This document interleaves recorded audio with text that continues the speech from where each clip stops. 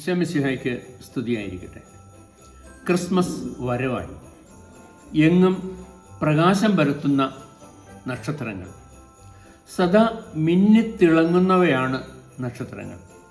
ജ്ഞാനികളെ ദിവ്യപൈതലിൻ്റെ സമീപത്തെത്തിക്കുന്നത് നക്ഷത്രമാണ്. വെളിച്ചം നൽകലാണ് നക്ഷത്രത്തിൻ്റെ ജോലി. ഈശോയുടെ സാന്നിധ്യമുള്ള ഇടം കാണിച്ചു തരുന്നത് നക്ഷത്രമാണ്.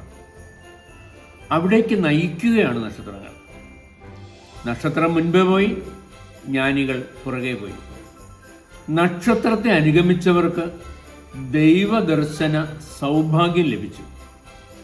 വെളിച്ചം നൽകൽ എളുപ്പമുള്ള കാര്യമല്ല. സ്വയം കത്തിയെരിഞ്ഞാണ് വെളിച്ചമാവുക.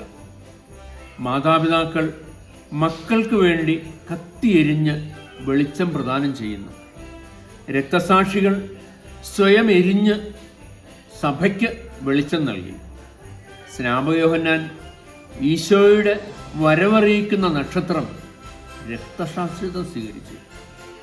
ഞാൻ ലോകത്തിൻ്റെ പ്രകാശമാകുന്നു എന്ന് അരുളിച്ചത് ഈശോനാഥൻ കുരിശിൽ പ്രകാശം പരത്തി.